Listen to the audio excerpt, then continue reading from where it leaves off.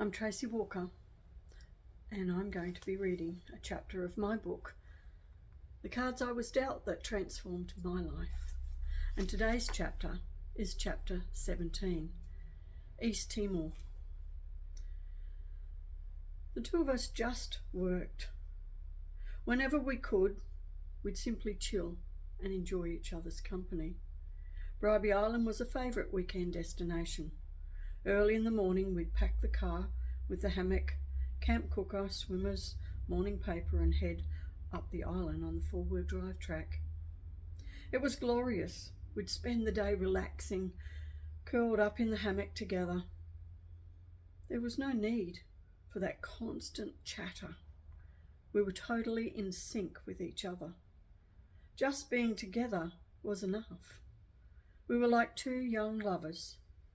He'd cook us the most delicious breakfast, then we'd take a walk along the beach and go for a swim in the ocean. Completely recharged and refreshed, we were ready to start the week all over again. It was so easy. We had each other's backs and we supported each other. One day we were talking and I noticed his t-shirt. It read, "All you need." I remember thinking that was so true, because he was there for me no matter what got thrown at us from all the outside influences we had to navigate.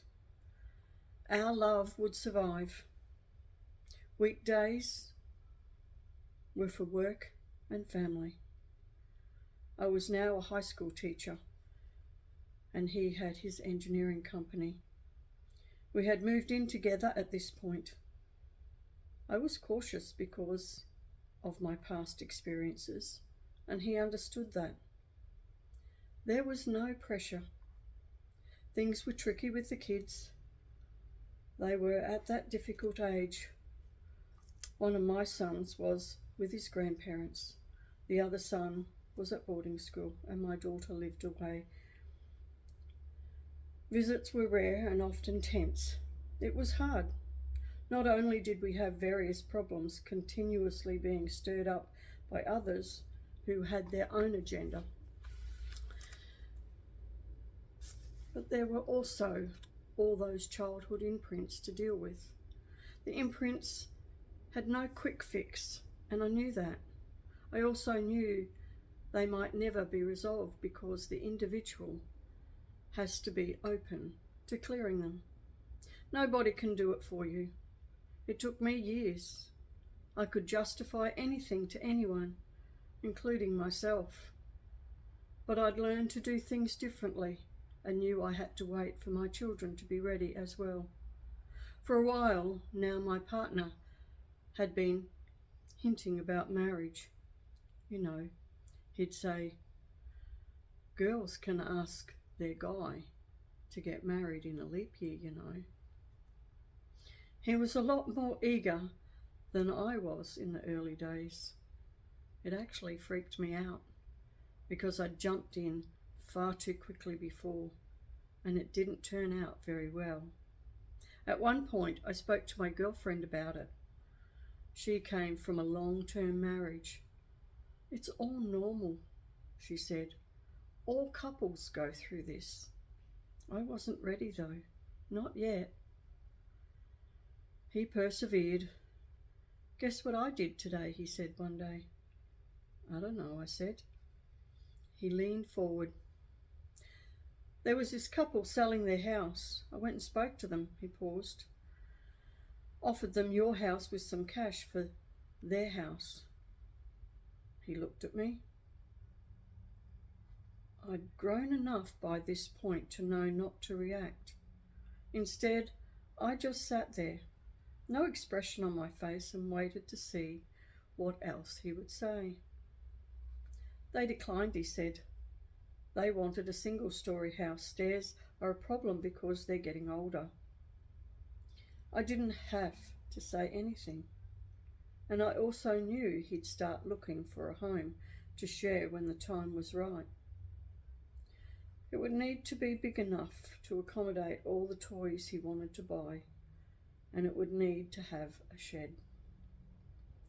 Ever since I'd known him, he'd been a reservist in the Navy. He told me once that he'd always wanted to do a short-term deployment, but his ex-wife hated the idea. You weren't in the Navy when we got married, she said. Then you joined the reserves. And let's just say it's always been contentious. In the Navy Reserve, he worked as an engineer diver. There were compulsory short-term trips he had to do, but he really wanted to do an extended trip, just to find out what it's like, he said. It was always a firm no from his ex. As I got to know him, I began to understand how much he wanted this. He was so talented and could turn his hand to anything. People loved having him on work sites because he was so competent. He talked about putting his hand up for a deployment a lot, but when it came to making a decision, he struggled. He was still scared by his ex-wife's attitude, scared I would feel the same way. I'll support whatever decision you make, I said to him. I was no longer that insecure person, worried he'd find someone else. I'm not your ex, I added. It's not my place to tell you what to do or not to do. Still, he procrastinated. I let it go for a while, then one day when he was really quite down about it, I decided enough was enough. You have to make a decision, I said. You have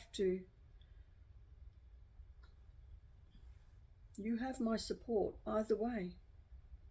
But if you decide to go, we need to know, because we'll have to put things and processes in place. The look on his face was bordering on terror. But what if you're not here when I get back, he said.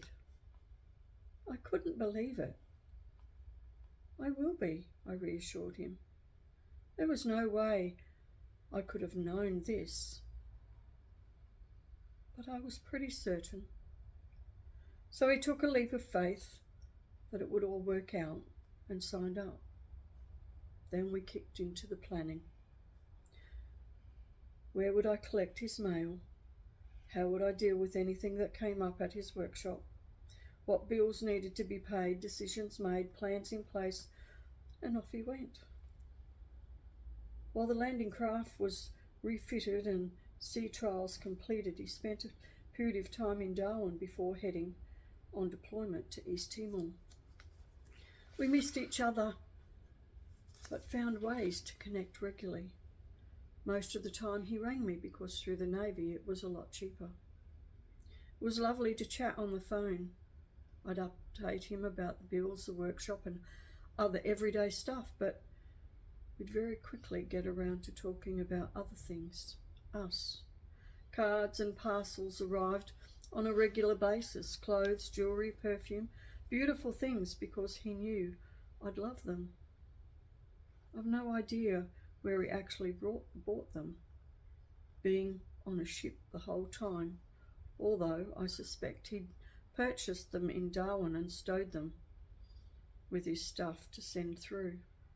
The gifts were lovely, but it was his letters that filled my heart, tender and loving. I absolutely cherished them and would read them over and over. One letter he wrote still stands out in my memories. Lone bird flying over, don't know where it's going and don't know where it has come from. No land in sight. I wish you were here to experience this with me. I love you and I miss you. He told me he was sitting at the stern of the ship when he wrote it. I loved him with all of my heart. He was such a special man, so different from anyone I had ever experienced before. I miss your sexy ways, he said to me during one phone call. After that comment, I didn't let distance stand in the road. and found plenty of ways to have those sexy interactions with him. I'd send him a handkerchief with perfume on it, or take a selfie and cut them up like a jigsaw puzzle. He told me that when the mail came, he'd disappear to his bunk, excited but never knowing what to expect. I respected his decision, but I missed him so much. Then one day, I just did it. Something he'd been nagging me about for such a long time. "Will you marry me?" I asked him over the phone. "What?" he said. "Yes." So there we were now, planning our wedding long distance as well. He was happy for me to organise venues and other details. "I just want to spend my life with you," he said. "Whatever you decide, I know it will be beautiful." Not long after my proposal, the phone rang. "I hear you got him to marry you," a voice said. No greeting. It was his sister. I knew she didn't like me because I wasn't able to be manipulated anymore, but that response still shocked me enough to make me ring my fiancé. "I need to know that you want this 100%, I said. 150%, came his reply. It never really got any easier with his sister, though. Probably the worst thing she did was to go running to the ex, telling her we were getting married and encouraging her to put nasty things about the stepmother into their children's heads. The poor kids weren't given the chance to see that I wasn't trying to replace their mother. East Timor was a real eye-opener, a war zone under war protocols. The conditions were very basic, and leaving the ship meant carrying a weapon. A few of us went out to a restaurant the other night, my partner once said. We even had to have our weapons there for a meal. The driver's role was scary because they were the ones who had to explore what was thrown overboard by other vessels. He didn't tell me much about that side of things, but he did talk a lot about the children there. They lived such a simple life, he said. Offering them a lolly, it's like Christmas for these children. They appreciate everything. I knew it was hard for him not to compare these children to his own children. Their mother didn't help. It was almost like a contest between the two of them, with the kids as judge and jury. It is hard to get kids to appreciate the effort and the time spent on doing something out of love, especially when they're used to being able to buy anything whenever they wanted. Why would you want an old bike, powder-coated, rebuilt so it looks brand new, when you could go to the shop and buy an actual new bike for $500? Who wants to spend hours crammed into a 4-wheel drive and 2 weeks camping, roughing it at the beach when there's a 5-star resort with your name on it? Whatever he did was never enough. While he was still in East Timor, he had an accident. The opportunity to spend some time with the army came up, and he jumped at it. The army vehicle he was in overturned somehow, and he was thrown from the vehicle. When I found out, I was terrified. He spent some time in hospital, but ended up with just a few very sore back from landing on the ground. I couldn't believe how lucky he was. It could have been a lot worse. And reflecting on that time, I wrote, how often have you let old fears and reactions stop you or someone else from living their dreams. I could have taken the easy road and stayed with my fear, but I'd evolved enough into someone I now admired and respected. I could have self-sabotaged the relationship, but I now knew better. If I wanted this new future, I was the one who had to change the way I viewed the world and my surroundings. If I wanted something different, I needed to trust and believe it would all work out. It was me who self-sabotaged my own outcomes by forcing change in the past. What I now know is when I let go and stay the course of my vision, amazing things seem to happen. The question is, are you ready to trust and believe? Do you have a vision of the life you would love? If not, what support do you need to work out where you want to be? Remember, you have the power. The choice is yours. It's up to you. For me to change, I had to let go of a lot of the old thinking and embrace my new thinking. I believe you can. And I'll leave you with this quote. Being deeply loved by someone gives you strength, while loving someone deeply gives you courage. Teo Zu.